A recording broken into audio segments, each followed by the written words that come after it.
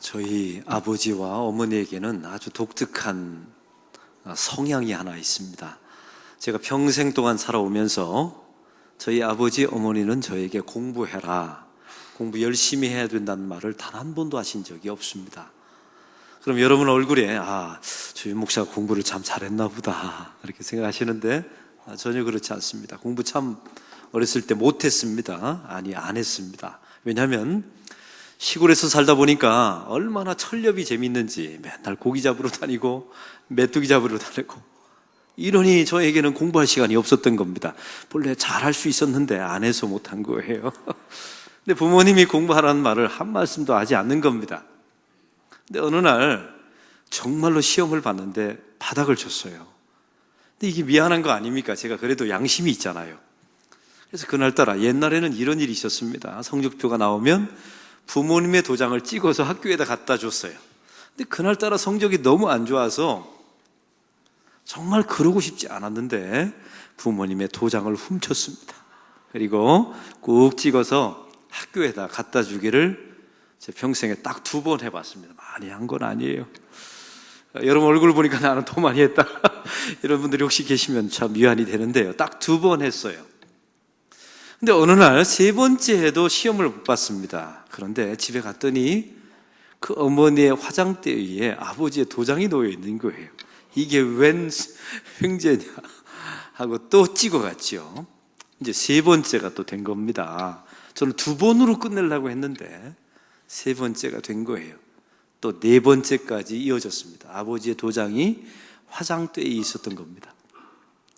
저는 그게 우연이고 재수인 줄 알았어요. 근데 나중에 알고 봤더니 그 아버지의 도장은 인감도장이었습니다. 딱 하나 있는 인감도장. 저희 아버지가 아무데나 그 도장을 놓을 분이 아니었던 겁니다. 제가 훔쳐서 찍는 것을 아마 아셨나 보죠. 그리고 화장대 위에다가 저희 아버지가 도장을 올려놨다는 사실을 나이가 많이 들어서 알게 되었습니다. 사랑하는 성도 여러분, 한번 여러분에게 묻습니다. 우리가 상대방의 잘못과 허물을 비난하고 지적하면 바꿀 수 있는 것입니까? 공부 열심히 하라면 정말 공부합니까? 하는 척 하겠지요. 어렸을 때는 하겠지요. 근데 나이가 힘이 생기면 안 합니다. 사람들이 이걸 잘 잊어버리는 것 같아요. 시켜서 되는 존재가 강압해서 비난해서 정죄해서 사람이 바뀌는 존재가 아닙니다. 저는 어렸을 때 젊은 전도사 때 청소년 사역을 참 많이 했습니다.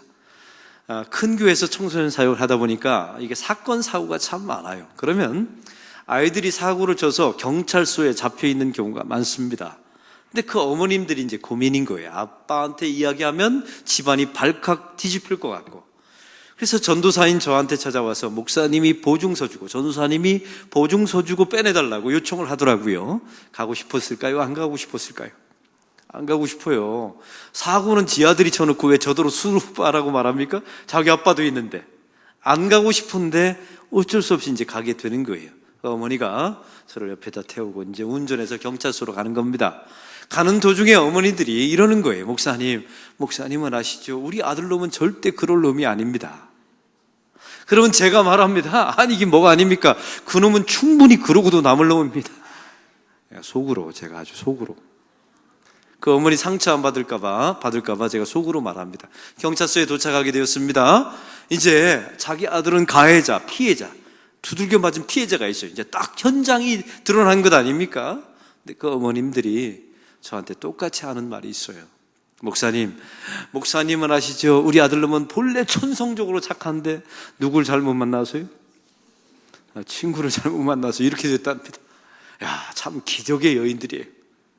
제가 경찰서를 나오면서 제가 가르쳤던 아이한테 이렇게 말했습니다. 이 등신아, 너 이런 여인 앞으로 눈물 나게 하면 너 저주받는다. 너 끝까지 믿어주고 네 편 들어주는, 네 허물 덮어주는 이 여인이 있는데 이 여인의 눈물 나게 하면 너 정말 저주받는다. 제가 이렇게 말하면서 아이들과 함께 했던 시간들이 있습니다. 그 아이들 지금 잘 되었어요. 생각해 보세요. 자기를 믿어주고 끝까지 허물을 덮어주는 어머니가 있는데 그 아이가 어떻게 망가지겠습니까? 오늘 이런 관점으로 말씀을 보기를 원합니다. 사도 바울은 에베소에서 3년 동안 사역을 마치고 이제 자기의 마지막 여정을 가게 됩니다. 에베소 사도행전 19장 21절에 우리가 지난주 말씀을 드렸죠. 후에 로마도 보아야 하리라. 한번 따라해 봅시다. 후에 로마도 보아야 하리라. 이것은 사도 바울이 결심하고 결정한 게 아닙니다. 하나님께서 너의 마지막 종착역, 너의 순교지는 로마라고 하나님께서 말씀해 주신 거예요. 이제 사도 바울이 그 로마를 향해서 이제 예루살렘으로 들어가서 로마로 갈 계획이었던 것입니다. 그런데 사도 바울이 예루살렘으로 가는 도중에 들렸던 도시가 오늘 성경에 나와 있는 드로아입니다. 이 드로아입니다. 외우기 아주 쉽죠? 여기서 사도 바울이 7일 동안 머물고 이제 예루살렘으로 떠나게 돼 있어요. 그 마지막 날 밤입니다. 오늘 7절의 말씀은 이렇게 나와 있습니다. 그 주간의 첫날에, 이 말씀은 이날 사도 바울이 이 유두고와 다락방에서 이 만난 날이 안식 후 첫날, 지금으로 말하면 오늘 주일이었던 거예요. 이 초대교회의 많은 성도들은 이렇게 대낮에 예배를 드리지 않고 저녁에 예배를 드렸어요. 주일 저녁에. 왜냐하면 이 당시 예수 믿었던 대다수의 사람들이 대부분 노예였거든요. 노예들은 하루 종일 일해야만 합니다. 그리고 저녁에 쉬는 시간에 이렇게 초대교회에 나와서 다락방에 모여서 함께 하나님 앞에 예배했던 거예요. 이 상황을 한번 생각해 보세요. 사도 바울은 이제 드로아를 떠나면 이곳에 닿지 못합니다. 못 옵니다. 왜냐하면 이제 로마로 가면 이제 자기가 순교할 수밖에 없다는 사실을 이게 사도 바울이 직감적으로 알게 된 것이죠. 그러므로 이 드로아 성도를 만나는 이 7일 동안의 마지막 날 밤이 주일 밤이었어요. 이날 밤에 사도 바울이 드로아 성도에게 마지막 설교를 한다고 한번 생각해 보세요. 이 당시 설교는요, 강론이었습니다. 질문하고 질문받고 풀이해주고 또 궁금하면 질문을 받고, 이런 일들을 드로아 다락방에서 이 드로아 교인들과 함께 했던 거예요. 여러분, 만약 제가 오늘이 제 은퇴하는 날 마지막 주일 설교를 하면 제 심정이 어땠을까요? 만약에 제가 내일 죽는다면 오늘 이게 마지막 설교라면 그런 심정으로 사도 바울이 드로아에서 설교를 했다는 것입니다. 그런데 바로 이 장소에 유쾌하지 않은 일이 벌어졌어요. 사람과 세상적인 눈으로 보면 너무나 불행한 일들이 벌어지게 됩니다. 오늘 성경의 9절의 말씀을 다 같이 읽겠습니다. 9절입니다. 유두고라 하는 청년이 창에 걸터 앉아 있다가 깊이 졸더니 바울이 강론하기를 더 오래 하매 졸음을 이기지 못하여 3층에서 떨어지거늘 일으켜보니 죽었는지라. 이건 다시 설명하지 않아도 이 상황 상상이 되시죠? 그런데 이 복음서, 이 글을 쓴 사람이 의사 누가입니다. 사도 바울의 동역자였죠. 이 사도 바울의 동역자였던 누가가 죽었다고 말하면 이건 죽은 겁니다. 왜? 의사가 당연히 맥을 짚어봤겠죠. 숨이 있는지 없는지 확인해 봤겠죠. 바로 이런 죽은 유두고를 사도 바울을 통해서 살려내셨다는 이야기가 오늘 본문의 이야기입니다. 사랑하는 성도 여러분, 이런 유두고의 이야기가 왜 오늘 이 사도 바울의 이 치열한 복음의 현장 속에 하나님께서 이 사건을 끼워 넣으신 것입니까? 나의 신앙과 어떤 연관성이 있는 것입니까? 여러분이 예수를 믿는 것과 도대체 어떤 관련이 있을까요? 이런 설교, 이런 본문을 들으면요, 대부분의 교인들의 얼굴에 이렇게 써 있어요. 나더러 어쩌란 말이냐? 이 본문이 나더러 어쩌란 말이냐? 저는 이 본문을 가지고 예전에 많은 부흥사 목사님들이 설교했던 기억이 나요. 이분들이 뭐라고 설교했냐면 졸면 죽는다, 깨라, 이렇게 설교했던 것이고, 영적으로 졸면 죽는다, 졸지 말아야 된다. 또 어떤 부흥사 목사님들은요, 걸터 앉지 마라, 교회 문턱에 걸터 앉지 말고 중심에 들어와야 된다, 그래야 영혼이 산다라고 말했던 분도 있고요. 또 어떤 분들은 성도는 죽어도 괜찮다, 하나님이 살리실 것이다, 이렇게 말했던 설교도 기억이 납니다. 이런 도덕적인 이야기 하려고 이 본문이 쓰여진 게 아니에요. 오늘 말씀은 세 가지 가장 큰 주제를 담고 있습니다. 우리가 하나님 앞에 어떤 존재인가를 아주 뚜렷하게 보여주고 있고요. 첫째는 두 번째는요, 하나님이 그런 존재를 어떻게 구원하시는 방법을 아주 명확하게 보여주고 있고, 세 번째는 이 모든 사건을 일으키시는 하나님이 어떤 분이신가를 아주 분명하게 보여주는 그림입니다. 우리가 구원받았지 않습니까? 그 구원이 어떤 방식, 어떤 존재에게 하나님이 어떤 분이시기 때문에 어떻게 구원하신지를 보여주는 아주 명확한 그림이라는 사실입니다. 먼저 우리는 유두고가 누구인지를 알아볼 필요가 있습니다. 유두고는 그 당시의 보편적인 노예의 이름이었어요. 조선시대로 말하면 돌쇠인 겁니다. 돌쇠하면 종들의 이름이라는 게 확 와닿지 않습니까? 유두고 하면 이 당시의 보편적인 노예들의 이름이었어요. 유두고 하면 사람들이 아는 겁니다. 이건 노예다. 그리고 청년이었습니다. 근데 참 불행한 것은요, 가슴 아픈 것은 이 유두고의 이름의 뜻이 행운이며 행복이었어요. 유두고의 부모님이 분명히 노예였을 겁니다. 그러나 내 아들만큼은 행복하여라, 내 아들만큼은 하나님 행운이 있었으면 좋겠습니다, 이런 마음으로 이름을 지어줬겠지요. 그런데 노예인 겁니다. 3층에 걸터 앉아서 사도 바울의 강론을 들었습니다. 하루 종일 일하고 온 거예요. 여러분, 그날 주일도 일했어요. 노예들은 안식 후 첫날, 지금으로 우리 한국역으로 말하면 또 월요일이니까요. 우리는 주일이지만, 주일이지만 그들은 또 일하고 나와서 이 다락방에 와서 사도 바울의 강론을 듣고 있는 거예요. 그러니 얼마나 졸렸겠습니까? 하루 종일 노예로 일하고 와서 3층에 걸터 앉았어요. 이유가 뭐냐면, 이게 밑바닥에 앉았다가는 사람들의 열기 때문에 힘드니까 좀 신선한 공기를 맡고 위 3층에 걸터 앉아서 졸지 않으려고 올라가게 된 것입니다. 그런데 유두고에게 문제가 있었습니다. 사도 바울의 강론이 점점 길어지는 거예요. 왜? 이게 마지막 시간이니까 더 많은 말씀을 해주고 싶어서 강론이 점점 길어졌어요. 그리고 8절에 보니까 우리가 모인 윗다락에 등불을 많이 켰는데 라고 나와 있죠. 등불을 그 다락방에 얼마나 많이 피웠는지 생각해 보세요. 그 뜨거운 김이 어디로 올라갑니까? 3층으로 쭉 올라가죠. 그름이 어디로 올라가나요? 위로 올라가게 돼 있죠. 신선한 고기를 맡으면서 하나님의 말씀을 들으려고 3층 다락방에 걸터 앉았는데 그름이 올라와요. 열기가 올라와요. 피곤해 몰려와서 오늘 성경에 보니까 깊이 졸아서 떨어지게 됩니다. 그래서 3층에서 떨어져서 즉사했다는 이야기입니다. 사랑하는 성도 여러분, 오늘 말씀을 보면 이 유두고는 신앙이 없어서 죽은 게 아니에요. 강론을 들으려고 왔다니까요. 의지가 약해서, 결심이 약해서 졸다가 떨어져 죽은 게 아닙니다. 여러분, 노예가 하루 종일 일하고 와서 말씀을 들으면 졸 수밖에 없죠. 당연히 조는 것이 당연합니다. 나름대로 열심히 살아보려고, 내가 이름은 행운인데, 행복인데 그 행복을 찾고자 하나님 앞에 나와서 말씀을 듣고자 했던 사람이에요. 부모의 이름을 따라 행운을 추구했던 사람입니다. 신앙을 가지려고, 믿음을 가져보려고 지친 몸을 이끌고 좀 이 다락방에 와서 하나님의 말씀을 듣고 예배를 드리면 내 삶에 힘을 얻게 될 것이라고 기대하고 찾아온 사람이 유두고입니다. 그런 유두고의 결과가 무엇입니까? 떨어져 죽었습니다. 숨이 끊어진 겁니다. 세상의 모든 소망이 사라지게 된 것이죠. 이런 유두고는 바로 저와 여러분, 우리 성도들이 도대체 누구인지를 보여주는 그림입니다. 우리가 하나님 앞에서 어떤 존재인가를 보여주는 아주 명확한 상징적인 인물이에요. 오늘 이 유두고를 보십시오. 하루 종일 일하다가 왔습니다. 지쳐서 왔지요. 세상에 소망이 없다 싶어서 하나님 전에 온 겁니다. 행복을 찾기 위해서 말씀 앞에 온 거예요. 그러면 결론은 이래야 되는 것 아니에요? 은혜 받았습니다. 힘을 얻었습니다.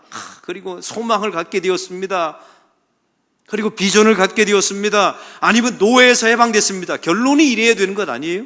근데 오늘 성경은 말합니다. 떨어져 죽으리라. 떨어져 죽었다.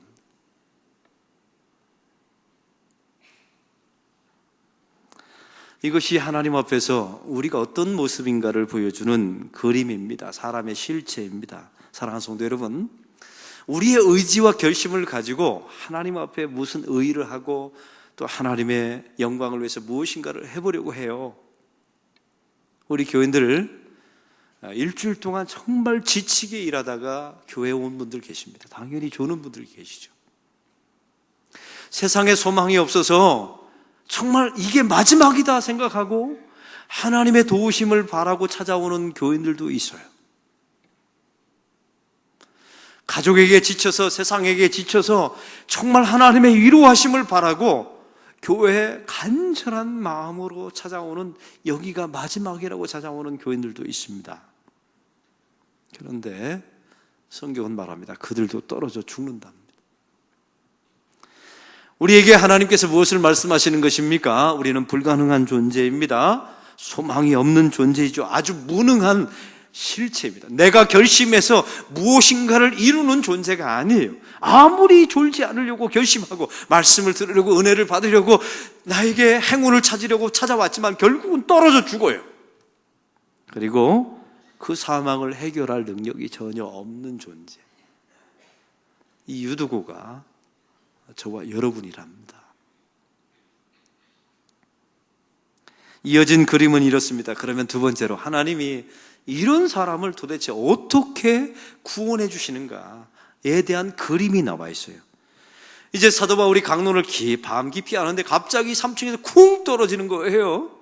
여러분, 이게 어떤 드라마가 아닙니다. 실제로 3층 높이는요, 그 당시에 에베소나 이 드로아나 이 마게도냐 지역을 보면 이 천장 높이예요. 이 천장에서 떨어졌으니 살아남을 수가 없죠. 대부분 목부터 떨어지니까요. 쿵 하고 떨어졌어요. 사람들이 웅성웅성하고 소리를 지릅니다. 통곡합니다. 의사 누가 가서 맥박을 쟀더니 이미 죽었어요. 사도 바울이 그에게 강로를 중단하고 유두고를 찾아갑니다. 그리고 그 위에 오늘 성경에 보니까 10절에 이렇게 나와 있습니다. 10절 다 같이 읽겠습니다. 바울이 내려가서 그 위에 엎드려 그 몸을 안고 말하되 떠들지 말라. 생명이 그에게 있다 하고. 오늘 성경의 말씀을 보시죠. 사도 바울이 그에게 찾아갑니다. 그리고 말합니다. 떠들지 말라. 울지 말라. 통곡하지 말라. 생명이 그에게 있다 라고 말하고 여기서 중요한 이상한 행동을 취합니다. 그 시체 위에 자기의 몸을 덮습니다. 엎드립니다. 사랑하는 성도 여러분, 왜 사도 바울이 이와 같은 이상한 행동을 취했을까요? 이 당시에 사도 바울은 유대인입니다. 정통 유대인이에요. 유대인 중에 유대인입니다. 율법을 이미 알고 있어요. 율법은 무엇입니까? 시체는 부정해서 시체를 만지면 안 되는 거였어요. 그런데 사도 바울은 그 위에다가 자기 몸을 덮습니다. 왜 덮었을까요? 그냥 안수하면 안 됩니까? 그냥 말로 일어나라 하면 못 일어납니까? 충분히 일어날 수 있죠. 그런데 왜 이런 그림을 보여줍니까? 왜 이런 퍼포먼스를 일부러 하는 것입니까? 중요합니다. 일부러 했던 거예요. 왜 했을까요? 그리고 사도 바울이 말합니다. 생명이 그에게 있다라고 말하죠. 지금 죽었는데 왜 생명? 이건 살아있다는 말이 아니에요. 이것은 예수 그리스도의 부정해지심이 예수 그리스도의 대신 짊어지는 죄의 대속이 너를 살리실 것이라 하나님의 약속입니다. 다시 표현합니다. 왜 사도 바울이 그 몸을 덮었을까요? 시체를 만지면 누군가가 부정해집니다. 사도 바울이 말해주고 싶었던 이야기는 이런 거예요. 이 죽음을, 이 사망을 살리려면 이 사람의 죄가 누군가에게 전가되어져야 되고 누군가가 대신 부정해줘야 이 사람이 살 수 있다는 그림을 보여주는 겁니다. 할렐루야. 이와 똑같은 그림이 열왕기상 17장에 나와 있어요. 여러분, 엘리야와 사르밧 과부의 사건 아시죠? 엘리야는 오실 예수 그리스도를 상징하는 인물이고 사르밧 과부는 그 이스라엘 백성들을 상징하는 인물이에요. 이 당시에 팔레스타인에 엄청난 흉년이 일어났습니다. 근데 엘리사가 이 사르밧 과부의 집을 찾아갑니다. 근데 사르밧 과부의 집을 보세요. 남편이 없어요. 아들 하나입니다. 근데 그의 삶의 상황은 어땠다고요? 보리 한 움큼과 가루 한 움큼과 기름 조금을 가지고 이거 먹고 죽겠다고 결심하고 지금 준비하고 있는 가정이에요. 엘리야가 그 집에 안에 찾아가서 그 음식을 나에게 구워달라고 말합니다. 여러분, 그 여인이 어떻게 했다고요? 자기가 가지고 있었던 그 한 움큼의 가루와 기름을 가지고 전병을 붙여다가 엘리야를 먹였습니다. 얼마나 대단한 헌신입니까? 오늘 성경에 나와 있는 유두구처럼 마찬가지 아니에요? 하루 종일 일하고 말씀을 들으나 대단한 헌신입니다. 대단한 충성이죠. 그런데 이 사르밧 과부에게 결국 어떤 일이 일어나게 됩니까? 결국 성경에 보면 첫 번째는 그의 가루가 마르지 않고 기름병이 마르지 않았다라고 나와 있습니다. 그럼 많은 사람들이 생각해, 맞다, 야, 이게 축복이지, 이게 은혜지, 이게 하나님께서 주시고자 하는 거야. 그 다음 절을 읽어보세요. 사르밧 과부의 아들이 죽었더라라고 나와 있습니다. 왜 갑자기 이렇게 대단한 헌신과 대단한 충성을 했던 여인의 아들이 왜 죽어야 합니까? 이게 이해가 되세요? 그 다음에 보면요, 참 기가 막힌 말을 해요. 이 사르밧 과부가 이렇게 말합니다. 왜 내 죄를 생각나게 하십니까? 아들이 죽었을 때 엘리야에게 다시 말합니다. 왜 내 아들을 죽게 하려고 내게 왔습니까? 이 두 말을 한마디로 말하면 당신 때문에 내 아들이 죽은 겁니다. 그 조금 전에 그 거대한 헌신, 그 먹고 죽으려고 했던 가루와 밀가루를, 기름을 가지고 그 엘리야를 먹였던 그 헌신은 다 사라져버리고요, 그 인간의 밑바닥을 보여주는 거예요. 왜? 당신 때문에 내 아들이 죽었습니다. 이게 사람의 실체입니다. 유두고가 떨어져 죽은 것과 아주 똑같은 장면이죠. 하나님께서 우리의 실체를 아주 낱낱하게 폭로하신 겁니다. 봐라, 이게 너의 본래 모습이다. 이걸 보여주고 있는 것입니다. 엘리야는 그 아들이 안치되어 있는 다락방으로 올라갑니다. 아니, 그 아들을 데리고 죽은 시체를 가지고 다락방으로 올라가게 되죠. 그리고 성경에 보니까 그 위에다가 3번 엎드렸다라고 나와 있습니다. 본문은 그렇습니다. 3번 자기 몸을 덮은 겁니다. 너의 모든 부정함이 나에게 전가되었다는 이 땅에 메시아가 오셔서 십자가를 대신 지시고 우리의 모든 부정함을 당신 자신의 몸에 옮기실 것임을 보여주는, 그림을 보여주는 사건이었던 것입니다. 그리고 그 아들은 죽음에서 일어납니다. 사랑하는 성도 여러분, 이 그림을 오늘 또한 이 사도 바울을 통해서 보여주시는 거예요. 하루 종일 일하고 교회 나왔습니다. 그리고 행복을 찾고자 예수님 앞에 나온 것이죠.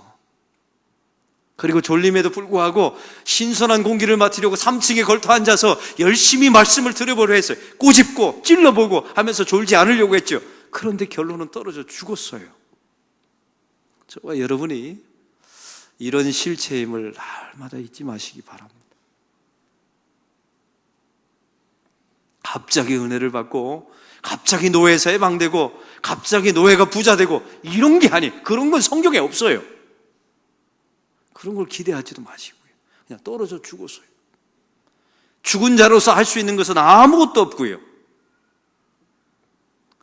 대신 부정해지신 예수 그리스도를 보여주려 이 그림을 보여주신 것입니다. 유두구의 이름의 뜻이 뭐라고요? 행운, 행복이었습니다. 이걸 영어로 말하면 해피니스예요. 이 해피니스의 어원이 뭔 줄 아십니까? 해프닝이에요. 우연에서 일어난 일. 기독교는 그래서 성경에 행복하여라는 말이 없어요. 우연을 통해서 내가 얻고자 하는 것을 얻어라, 이건 기독교가 아닙니다. 오히려 기독교는 블레싱의 종교예요. 블레싱은 축복이지 않습니까? 그 블레싱의 어원은 블러드입니다. 피가 없이는, 누군가의 죽음과 누군가의 부정함이 없이는 절대로 축복이 없다는 게 기독교의 정신이에요. 할렐루야. 오늘 그래서 사도 바울은 내가 부정해지고 내가 사해졌다는 이 그림을, 언젠가 예수 그리스도가 이미 십자가에서 보여주신 그 그림을 재현해 놓은 것입니다. 사도 바울이 오늘 성경에 엎드렸다라고 나와 있는 이 헬라어는 원문에 이렇게 나와 있습니다. 에피피프토라고 나와 있는데 원문의 뜻은 이렇습니다. 덮다, 덮치다, 밀어닥치다라는 뜻이에요. 한번 따라 봅시다. 덮치다, 밀어닥치다. 아주 강력한 말이죠. 그냥 덮은 게 아닙니다. 사도 바울의 인생을 보세요. 사도 바울은 자칭 하나님을 잘 믿는다고 생각했던 사람이었어요. 가말리엘 문화였고 율법을 달통한 사람이었습니다. 이제 앞으로 랍비가 되는 것이 꿈이었던 사람이에요. 자기 의가 충만했던 사람이에요. 세상에서 나보다 하나님을 더 잘 믿는 사람 나와보랴, 이런 자신감이 있었던 사람이에요. 이런 사람이 자기 의를 쌓으려고 다메섹 도상으로 예수 믿는 사람을 잡아 죽이려고 갑니다. 여러분, 이때 어떤 일이 벌어지게 됩니까? 예수님이 그 사도 바울을 추격해 오십니다. 그리고 더 중요한 게요, 추격해 오셔서 사도 바울을 이 다마스커스 도상에서 덮쳐버리십니다. 사도 바울이 하나님을 찾은 적, 예수 그리스도를 찾은 적이 없어요. 예수 믿는 사람을 잡아 죽이려고 갔다니까요. 자기와 전혀 예수 그리스도와 상관없는 정반대 사망의 길로 이 다마스커스로 이 사울은, 바울 이전에 사울은 이미 걸어가고 있었어요. 이대로 가면 죽습니다. 멸망합니다. 떨어져 죽은지라, 사르밧 과부가 아들이 죽은지라, 이와 똑같은 일이 벌어지게 된 거죠. 근데 예수님께서 이 사도 바울을 추격해 오십니다. 그리고 에피피부터 그를 밀어 닥쳐서 덮쳐버리십니다. 사울아, 사울아, 네가 나를 어찌하여 핍박하느냐? 주여, 저는 당신을 핍박한 적이 없나이다. 바로 네가 핍박하는 내가 예수라라고 예수님께서 말씀하십니다. 이 모든 상황을 한마디로 말한다면 죽음의 길로 내닫는 이 사울을 예수님이 추격해 오셔서 그 사울을 덮치신 겁니다. 그리고 눈이 멀어버리고 아나니아의 집에 이 사울이 인도함 받게 되죠. 그리고 주님께서 아나니아 선지자에게 뭐라고 말씀하십니까? 이 사람은 이방 사람을 위하여 택한 내 백성이라. 만세전부터 주님께서 눈여겨보셨던 사람이었다. 그리고 내가 추격했고 내가 그를 덮친 것이다. 이렇게 구원받았다는 것을 그림으로 보여주는 것입니다. 사랑하는 성도 여러분, 졸면 안 된다 이런 이야기가 아니었던 겁니다. 그리고 죽으면 하나님이 살려주신다 이런 얘기가 아니었던 거예요. 걸터 앉지 마라, 중심에 들어와서 헌신해라 이런 이야기가 아닙니다. 나름대로 헌신하려고 하고 잘 믿어보려고 했고 자기 의를 가지고 헌신해보려고 했고, 이렇게 하나님 앞에 나와도 결국은 다 떨어져 죽습니다. 떨어져 죽어야 합니다. 죽어야 돼요. 우리는 2007년도에 우리는 평양 대부흥운동을 벌였습니다. 그때 상암 경기장에 모여서 우리 한국교회 많은 목사님들이 뭐라고 외쳤는지 기억나세요? 기억나십니까? 하나님 우리를 살려주옵소서. 그 옥하는 목사님의 그 목이 찢어져라 외쳤던 소리 여러분 기억나십니까? 근데 저는 요즘 이 말씀을 보면서 이런 생각이 들어요. 그때 뭐라고 외쳤어야 됐냐면, 하나님 우리를 죽여주옵소서라고 말했어야 돼요.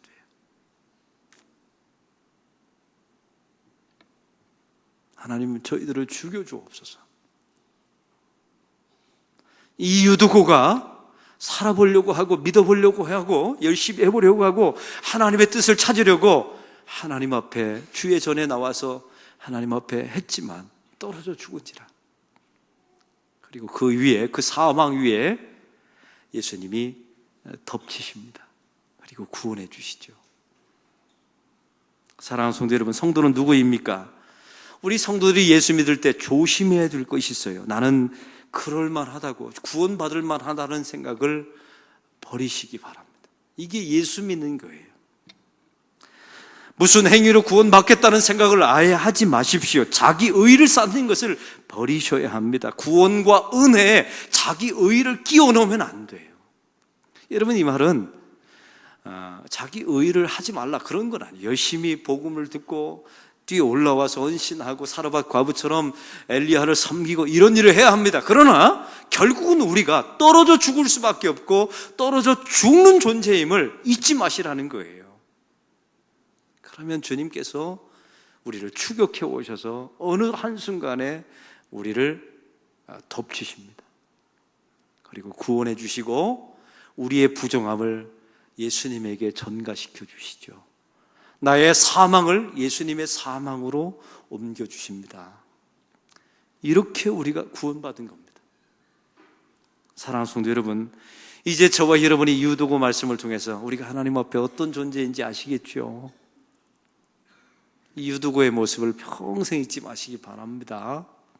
그리고 어떤 방법으로 구원해 주셨는지도 이제 그림이 아주 분명하죠. 그리고 우리 하나님이 어떤 분이신가, 지적하고 비난하기 전에 우리를 덮치셔서 덮어주시는 하나님, 이런 하나님을 의지하고 이 땅에서 잘 버티고 견디고 그 주님의 사랑 때문에 승리하는 저와 여러분이 되시기를 주의 이름으로 축원합니다. 하나님 아버지, 오늘 말씀을 통하여 우리 주님께서 끝까지 추격해 오셔서 덮치셔서 구원하시는 이 그림을 또 보여주십니다. 바울에게 했듯이, 사르밧 과부의 죽은 아들에게 했듯이, 우리 예수님이 십자가에서 했듯이 유두고에 이 구원이 이르렀습니다. 하나님, 우리에게도 이와 같이 주님께서 만세전부터 우리를 기억하셨다가 사망의 길로 내닫는 우리들을 추격하셨습니다. 그리고 주님께서 그 사망의 길 도상에서 우리를 덮치셨습니다. 그리고 우리의 부정함이 예수님께로 전가되었습니다. 이 사랑과 은혜를 일평생 잊지 않는 하나님의 백성들이 되게 하여 주옵소서.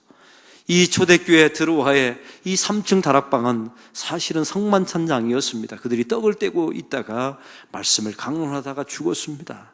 결국은 이 드로아를 주의 은혜로 덮치심으로 살리시고 다시 올라가 떡을 떼어놓으라고 성경은 말합니다. 나의 살을 먹고 나의 피를 마시는 이 구원의 성만찬 자리에 다시 유도구를 초대하시는 모습을 보게 됩니다.